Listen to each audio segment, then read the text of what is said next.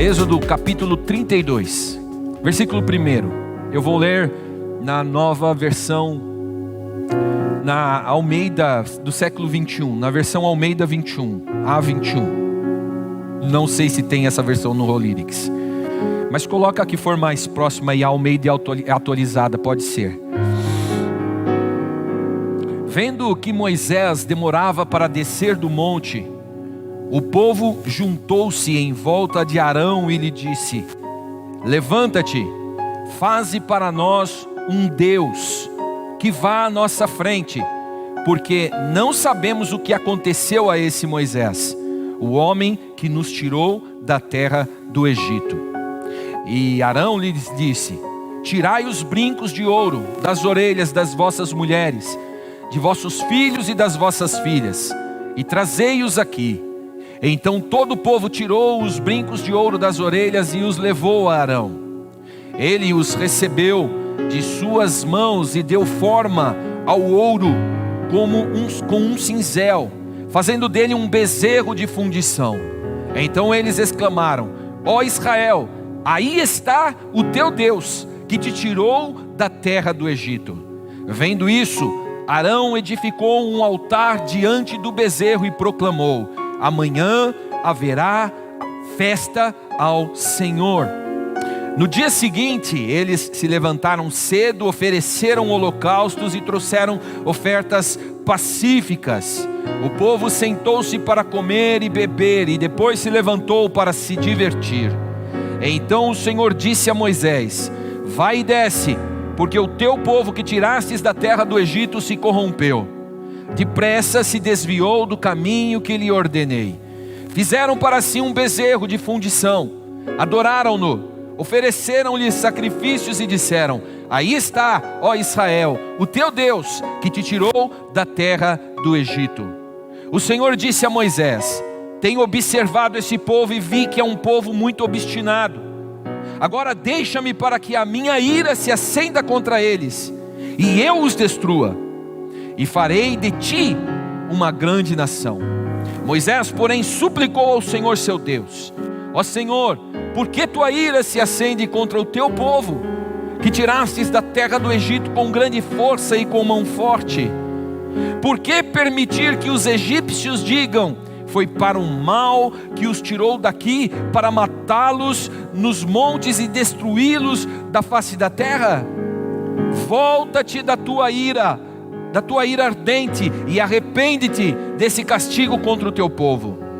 Lembra-te de Abraão, de Isaque e de Israel, teus servos, aos quais por ti mesmo juraste, dizendo-lhes: multiplicarei os vossos descendentes como as estrelas do céu, e lhes darei toda esta terra de que tenho falado, e eles tomarão posse dela para sempre. E o Senhor se arrependeu do castigo que dissera que traria ao seu povo. Até aqui.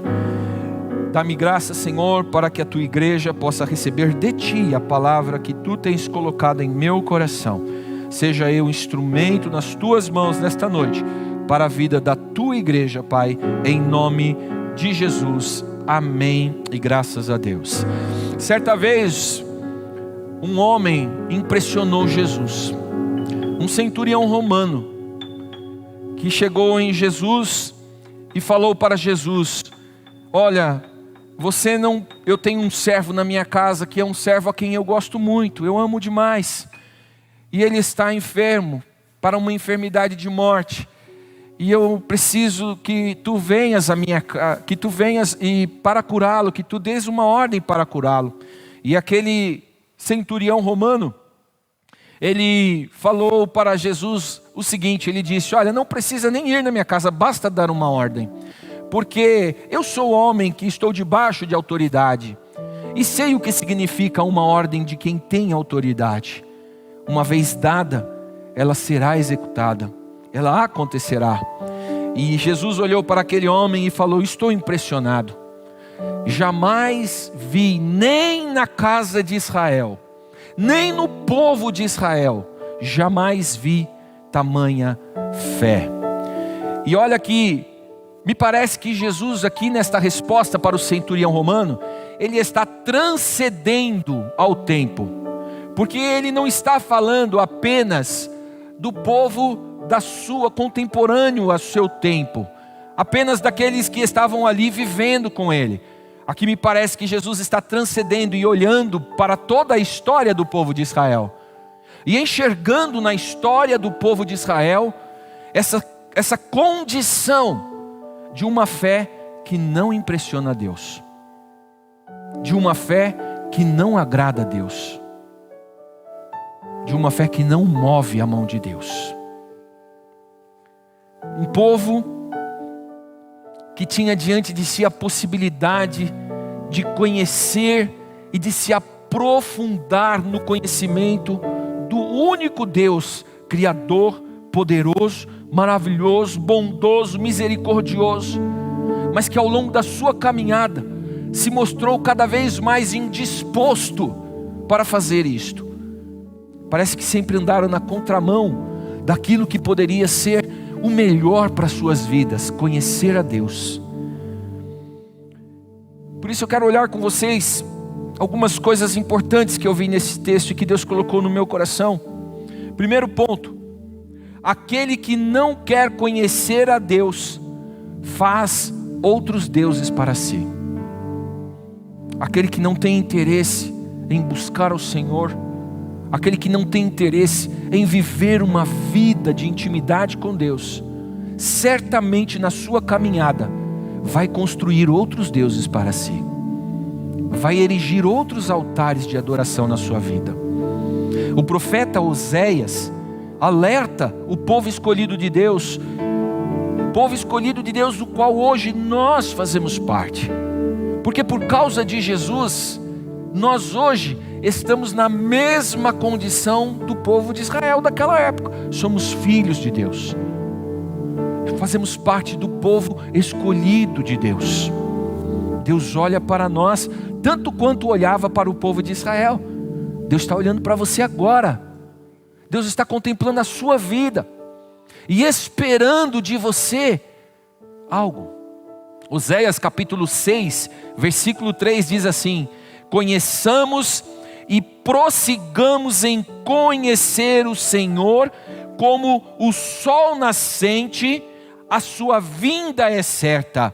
Ele virá a nós como a chuva, como a primeira chuva que rega a terra. E no versículo 6 do mesmo capítulo 6 de Oséias, olha como ele termina, ele diz assim: pois Deus diz, eu quero misericórdia e não sacrifícios. E aí ele termina dizendo, e o conhecimento de Deus mais do que holocaustos. O profeta Oséias está dizendo assim: olha, busca, Senhor, procura conhecer o teu Deus, procura viver uma vida que seja o desejo do seu coração, saber cada vez mais do Deus que te criou, do Deus que te chamou pela sua bondade e misericórdia, que te resgatou do pecado e da morte, que salvou a sua alma, que escreveu o seu nome no livro da vida. Busca conhecê-lo, porque o conhecer Deus é muito melhor do que sacrifícios, do que holocausto, do que ofertas alçadas. A intimidade com Deus, irmãos, é que movimentará todas as demais coisas na sua vida. Se hoje lhe falta coragem, se hoje lhe falta vontade, se hoje lhe falta audácia para você fazer a obra do Senhor na sua vida, provavelmente é porque você está tendo uma defasagem muito grande na sua vida a respeito de quem é o Deus da sua vida, de quem é o Senhor da sua vida. Segundo ponto,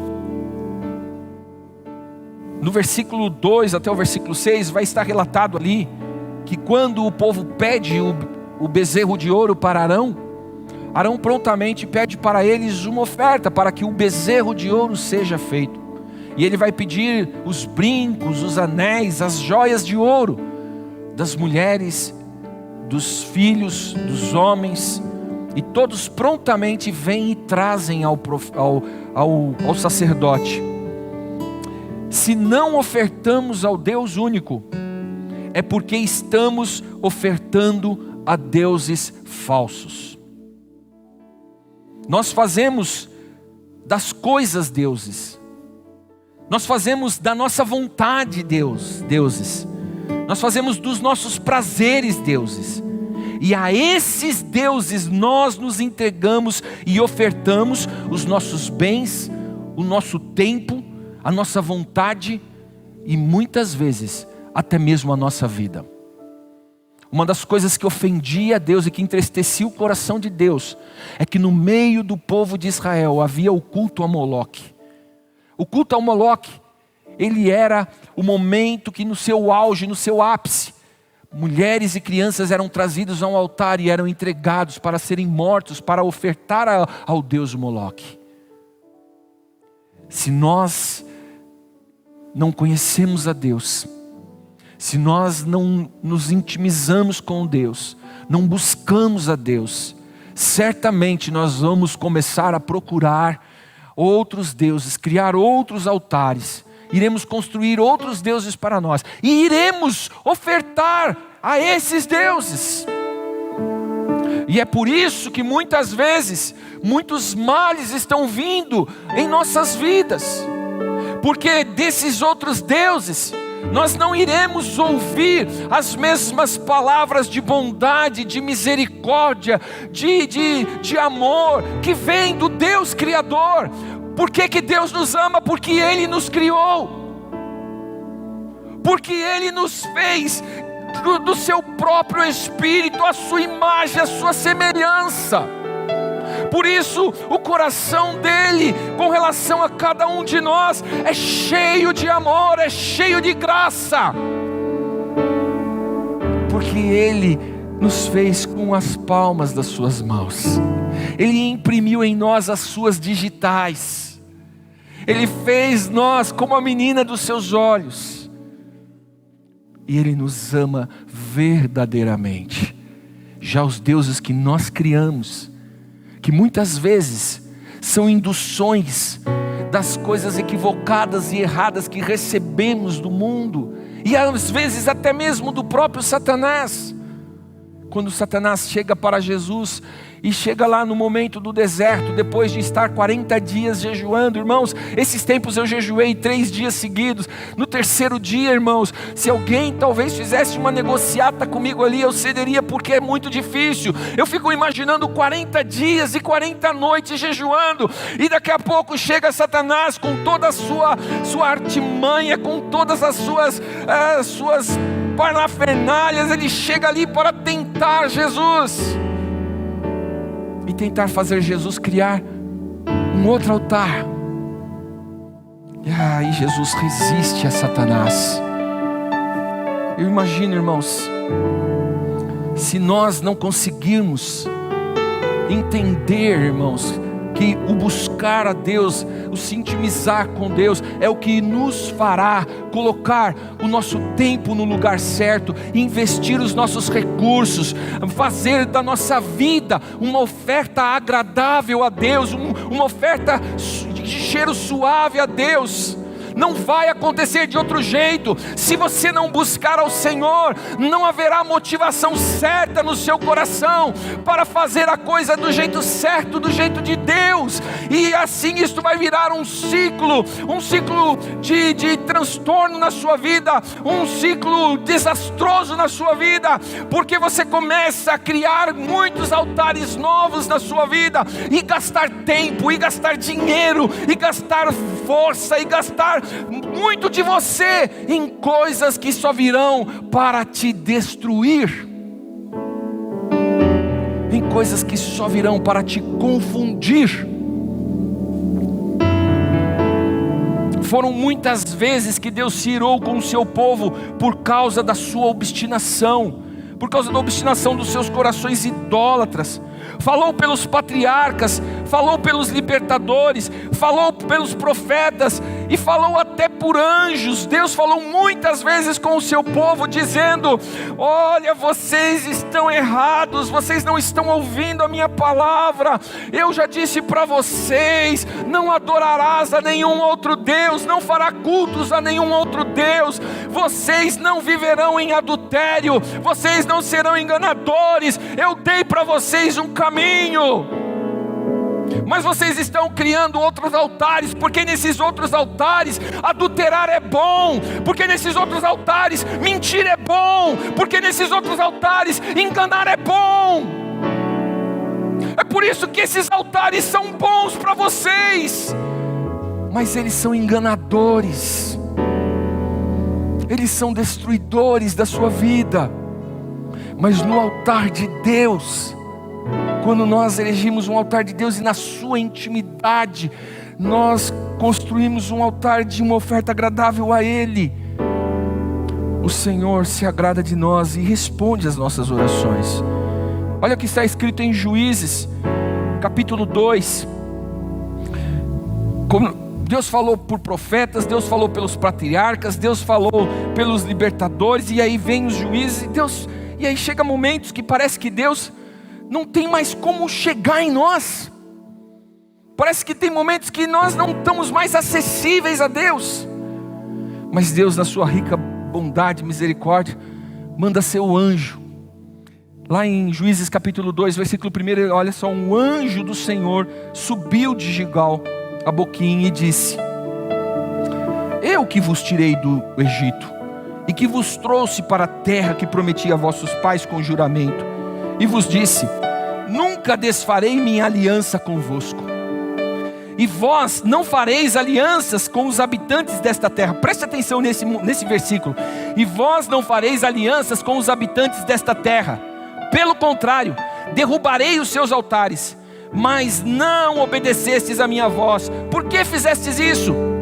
Pois isso eu disse: não os expulsarei da vossa presença, mas serão vossos adversários. E olha agora o que Deus diz através do anjo: e os deuses deles serão uma armadilha para vós.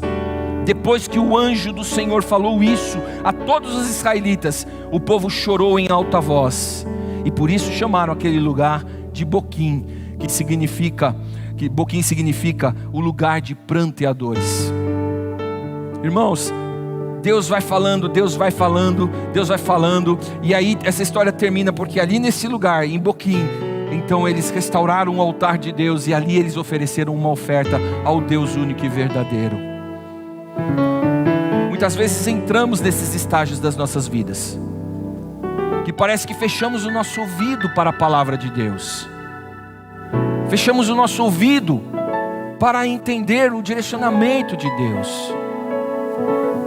E Deus está falando, porque Ele disse que Ele falaria até o fim. Enquanto o Espírito Santo estiver na terra, enquanto a igreja estiver na terra, o Espírito Santo está distribuído para falar com a igreja, com aqueles que buscarem ao Senhor, com aqueles que tiverem desejo de ouvir a voz de Deus. Terceiro ponto: quando não fazemos de Deus o nosso Senhor, Ele não nos faz povo dele.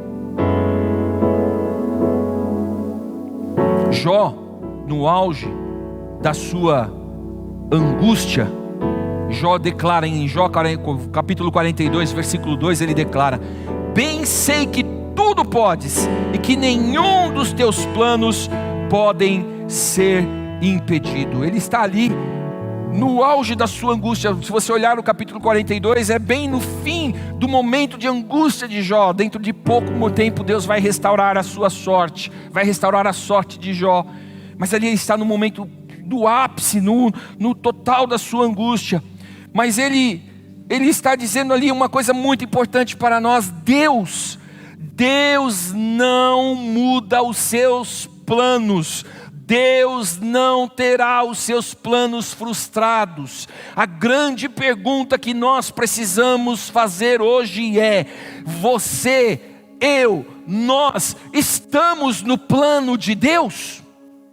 E aqui eu não estou falando eu estou buscando viver na vontade de Deus. Não, aqui eu estou falando porque Deus sabe o dia em que Ele vai dar a ordem para que Jesus então possa aparecer nos céus em grande glória, e Ele possa consumar os tempos, completar o seu propósito na vida da sua igreja, como Ele tem planejado. Ele sabe todas as coisas, Ele tem um plano perfeito que não será frustrado. Ninguém irá mudar o coração de Deus. A verdade é que você tem que saber, que você tem que procurar entender: será que neste tempo, enquanto você estiver nesta vida que Deus tem lhe concedido, você está fazendo parte do plano de Deus? Deus está olhando para São Miguel Paulista com um propósito. E Deus está olhando para São Miguel Paulista e está olhando para o pastor Alexandre e contando com o pastor Alexandre neste plano dele. Isso é um ponto muito importante, porque quando Deus chega para Moisés e diz: olha, Moisés, agora você desce, porque aquele povo está lá embaixo fazendo um bezerro de ouro, fazendo tudo errado, tudo ao contrário do que eu lhes ordenei. Esse teu povo, Moisés, vai lá, Moisés, repreende esse teu povo, esse povo que você, Moisés, tirou do Egito.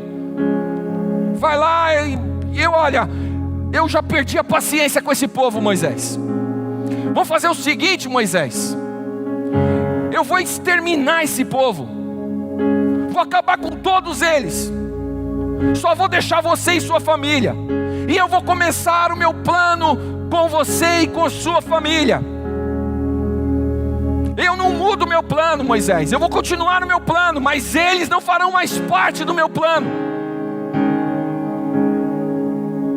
Será que estamos no plano de Deus? Será que Deus está ainda contando conosco? Será que Deus está contando comigo? Um pastor inexperiente, lutando com as minhas mazelas, com as minhas dificuldades, buscando melhorar a cada dia, que cometo erros, que falho. Será que Deus conta comigo ainda? Eu peço que Deus tenha misericórdia da minha vida e que Ele possa olhar dos céus hoje e Ele possa dizer: Xande, eu ainda conto com você. Aleluia. Aleluia.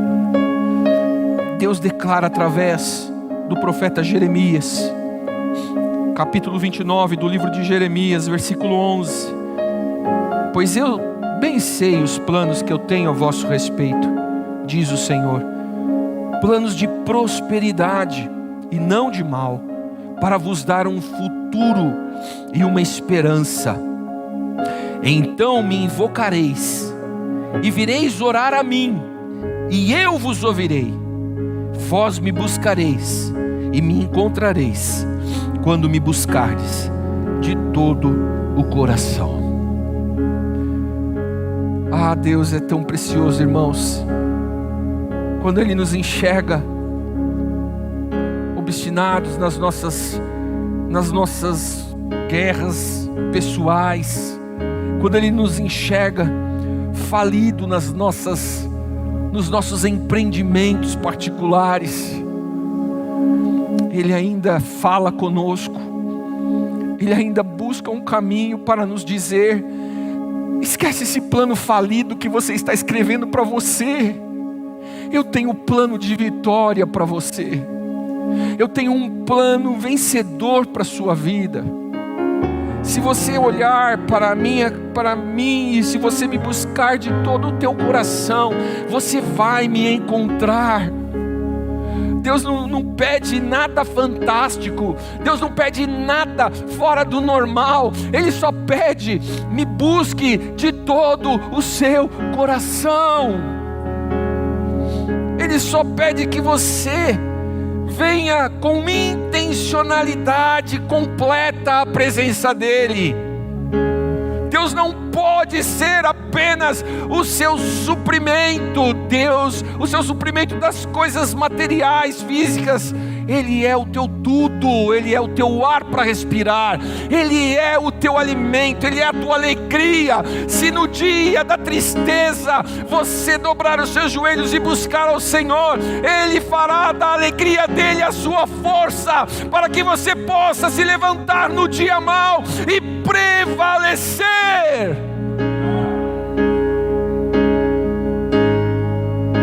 O que Deus busca,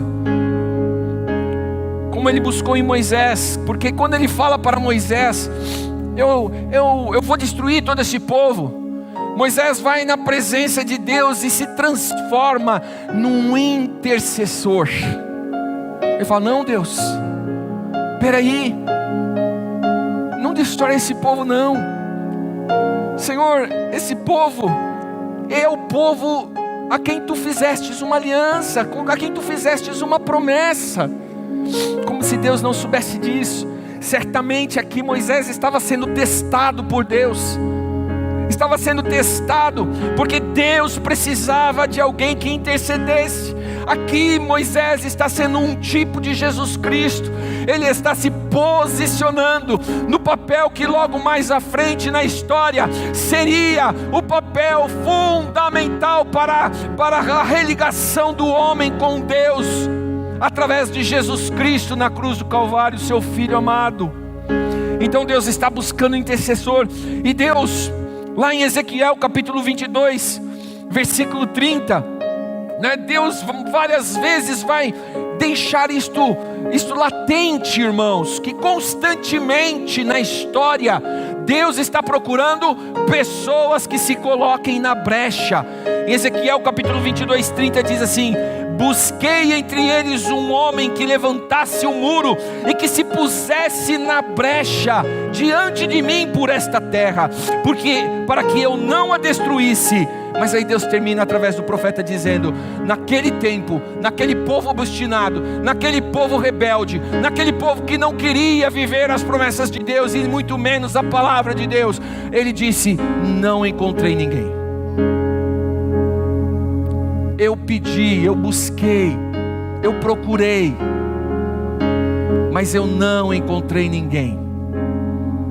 Eu só encontrei homens que queriam fazer os seus próprios altares para si mesmos, para os seus próprios deuses, para as suas próprias vidas. Quarto ponto: quando fazemos de Deus o Senhor de todas as coisas, então Ele nos faz dos seus profetas.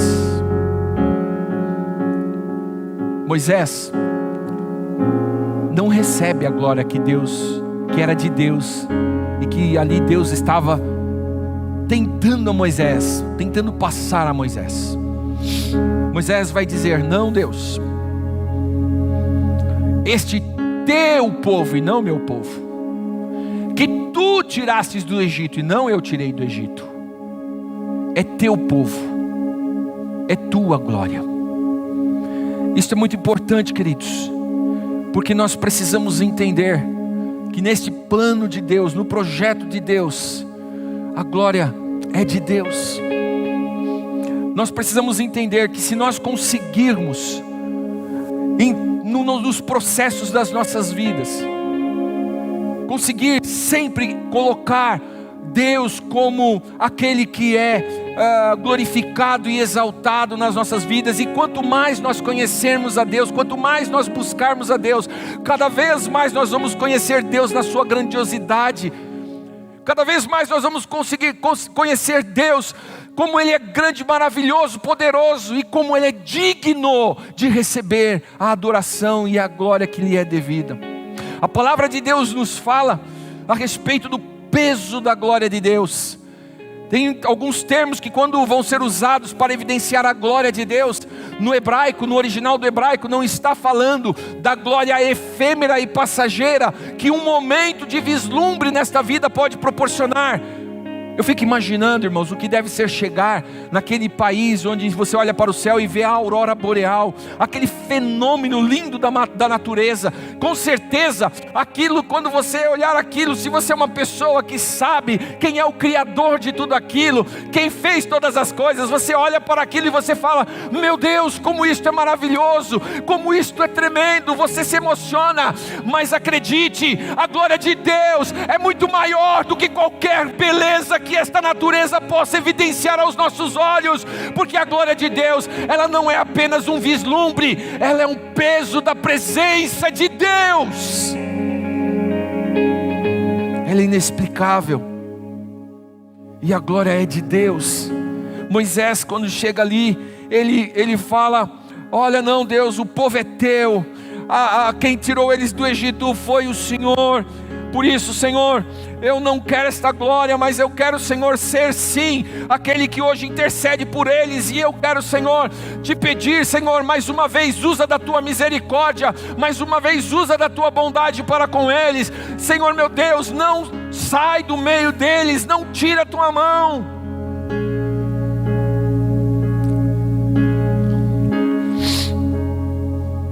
Se Moisés tivesse aceito a proposta que Deus lhe fez naquele momento, ele tornaria a aliança que Deus fez com Abraão frustrada, fracassada.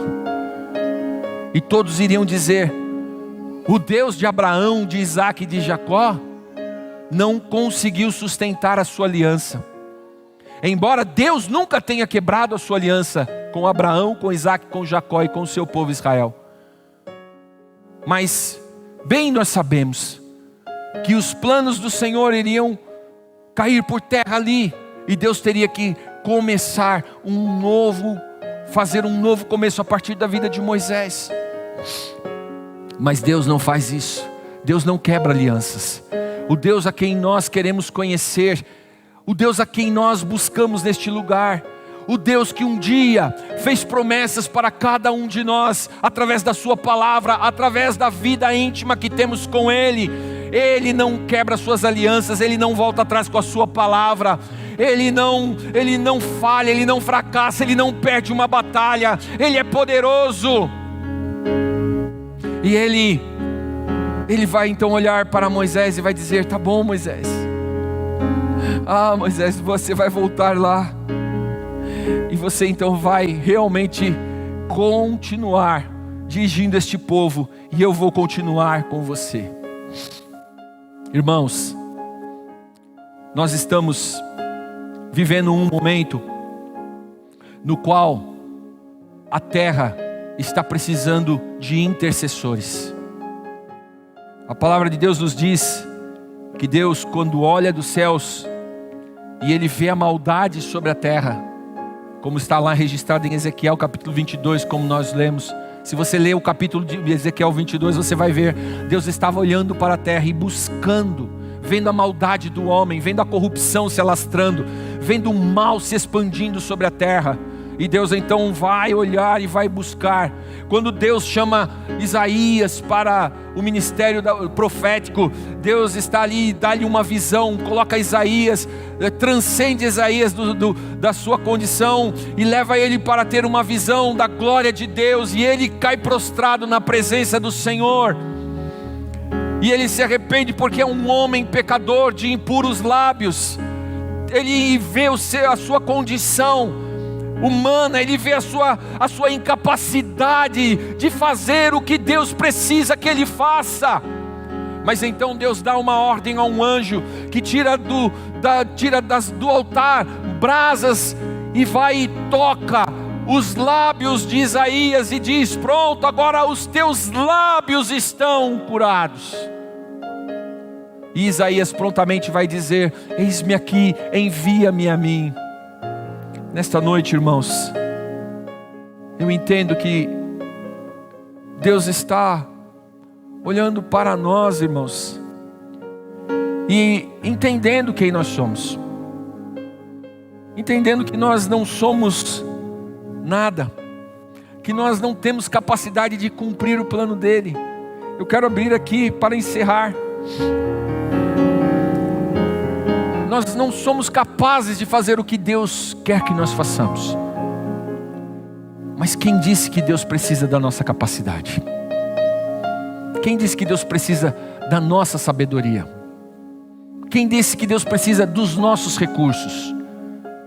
Quem disse que Deus precisa de alguma coisa de nós para fazer o que Ele tem para fazer? A única coisa que Ele quer de nós é que nós sejamos dEle, única e exclusivamente dEle. Que Ele seja o único Senhor nas nossas vidas. Que a única voz que direcione a nossa vida seja a voz dEle. Que a única lei que venha reger o nosso coração sejam as leis dEle. Tudo que Deus quer de nós é isto.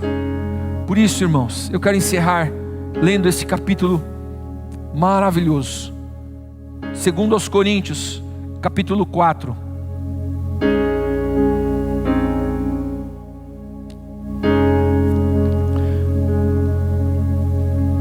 Que diz assim: Deus, na sua misericórdia, nos deu essa tarefa, e é por isso que nunca ficamos desanimados. Nós rejeitamos tudo que é feito escondido e tudo que é vergonhoso. Não agimos de má fé, nem falsificamos a mensagem de Deus. Pelo contrário, agimos sempre abertamente, de acordo com a verdade. E assim, as pessoas têm uma boa impressão de nós, que vivemos na presença de Deus. Porque se o evangelho que anunciamos está escondido somente para os que estão se perdendo. Eles não podem crer, pois o Deus deste mundo conservou a mente deles na escuridão. Ele não os deixa ver a luz que brilha sobre eles, a luz que vem da boa notícia a respeito da glória de Cristo, o qual nos mostra como Deus realmente é. Pois nós não anunciamos a nós mesmos, nós anunciamos Jesus Cristo como Senhor, e a nós como servos de vocês por causa de Jesus. O Deus que disse que da escuridão brilha a luz, é o mesmo que fez a luz brilhar no nosso coração. E isso para nos trazer a luz do conhecimento da glória de Deus, que brilha no rosto de Jesus Cristo. Porém, nós que temos este tesouro espiritual, somos como potes de barro, para que fique claro que o poder supremo pertence a Deus e não a nós. Muitas vezes ficamos aflitos, mas não somos derrotados. Algumas vezes ficamos em dúvida, mas nunca ficamos desesperados. Temos muitos inimigos, mas nunca nos falta um amigo. Às vezes somos gravemente feridos, mas não somos destruídos. Levamos sempre no nosso corpo mortal a morte de Jesus, para que também a vida dele seja vista no nosso corpo. Durante a vida inteira estamos sempre em perigo de morte por causa de Jesus, para que a vida dele seja vista neste nosso corpo mortal.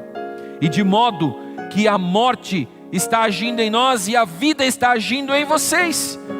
As Escrituras Sagradas dizem: eu criei e por isso falei. Pois assim nós que temos a mesma fé em Deus, também falamos porque cremos. Pois sabemos que Deus ressuscitou o Senhor Jesus Cristo, também nos ressuscitará com Ele e nos levará junto com vocês até a presença dEle. Tudo isso aconteceu para o bem de vocês, a fim de que a graça de Deus alcance um número cada vez maior de pessoas, e estas façam mais orações de agradecimento para a glória de Deus. Olha que coisa maravilhosa. É isso que Deus quer de nós neste tempo, igreja.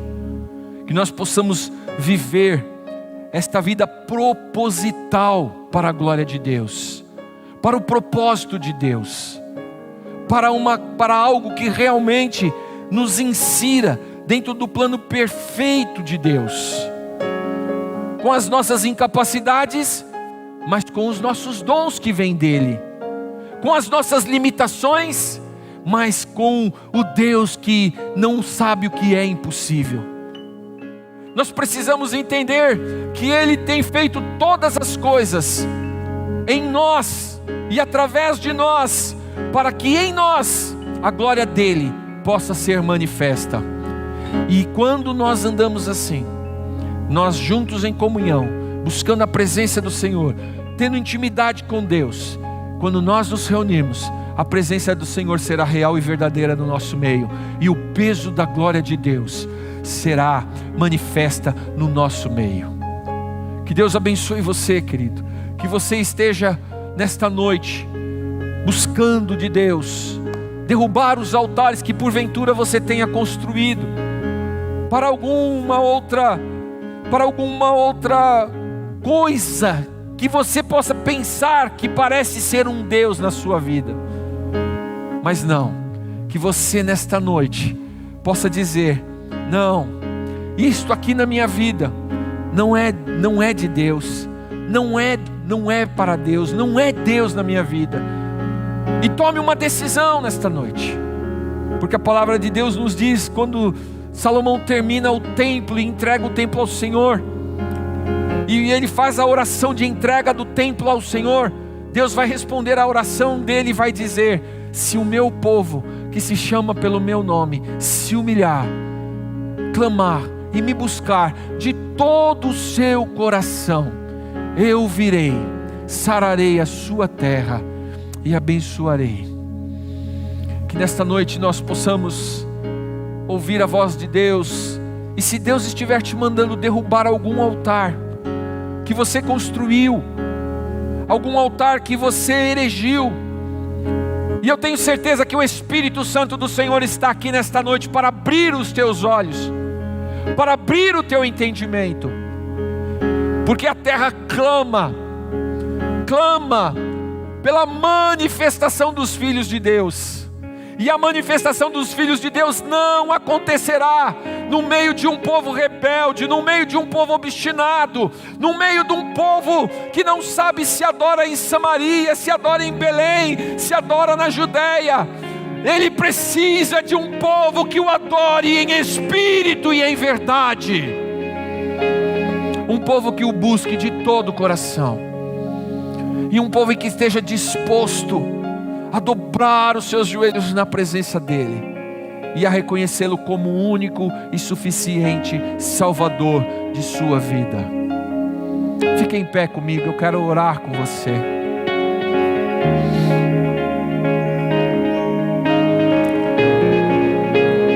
Eu quero orar com você e por você. Que Deus possa abrir o seu entendimento.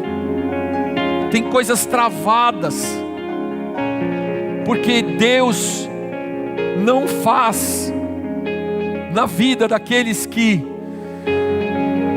não estão dispostos a ouvir a sua voz. Se mais alguém quer nesta noite receber uma oração como está aqui o William, porque entende que Deus de alguma forma precisa te ajudar, tenha liberdade de vir à presença do Senhor. Se você precisa de ajuda de Deus para derrubar algum altar que foi erigido na sua vida, que foi erigido no seu coração, a sua mente está dominada por alguma coisa que você não consegue se livrar. Este é um Deus que foi criado na sua vida. Você não consegue se livrar de alguma situação que está te rodeando, que está te cercando, tomando seu tempo, tomando seus recursos, tomando sua paz, tomando sua alegria. Nesta noite diga: Senhor Deus, este altar eu quero derrubar. Não há outro Deus senão além de Ti, Senhor, na minha vida. Isto são processos, irmãos.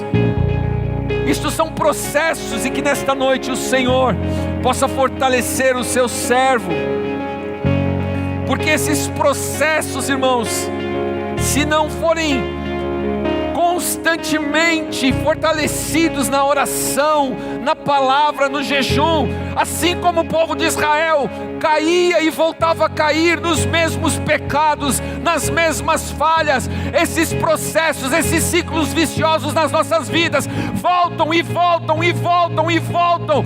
E a palavra de Deus nos diz que às vezes nós temos os nossos corações limpos, os espíritos imundos saem do nosso coração, saem da nossa mente, mas se nós não tomarmos cuidado, eles vão enxergar o coração aberto novamente para eles entrarem, mas eles não voltarão sozinhos, eles voltarão com 7 outros espíritos e dominarão a mente, e dominarão a vida, porque o diabo só veio para matar, para roubar e para destruir, mas Cristo disse: eu vim para que você tenha vida, e tenha vida em abundância.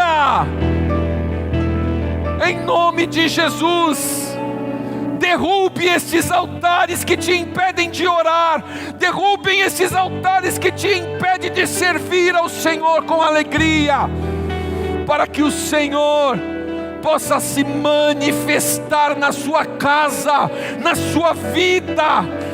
Em nome de Jesus, nesta noite eu oro, Senhor, a começar na minha vida. Ó Senhor, se na trajetória da minha vida eu erigi algum altar, Senhor, que porventura tenha te desagradado, nesta noite, Senhor, eu quero te pedir, Senhor, abre o meu entendimento, dá-me da tua visão, porque eu não tenho outro Deus, eu não sirvo a deuses falsos, o meu coração é teu, eu vivo para te adorar, Senhor, a alegria da minha alma é te servir, Senhor. Oh, o desejo do meu coração é estar na tua presença. Eu não quero nada mais para a minha vida, não quero tesouros desta terra, não quero as riquezas deste mundo, se não for para ter a tua presença, Senhor. Oh, em nome de Jesus, eu oro pela vida dos teus servos, Senhor. Oh Deus, que tu possas, Pai, dar coragem e força a eles, para, Senhor meu Deus, chegarem hoje no lugar daquele altar que foi erigido, sei lá para qual Deus, mas eles possam hoje tomar a decisão e derrubar esses altares, porque não há nada melhor, Senhor meu Deus, do que no lugar de um altar para um falso Deus, erigir um altar de adoração a Ti, Senhor, aonde Tu irás vir com a Tua bondade e misericórdia, e com o Teu fogo consumidor, oh, receber o holocausto e a oferta que hoje Te entregamos, agradável a Ti, Senhor, e responder com a Tua bênção. Responde com a tua bênção.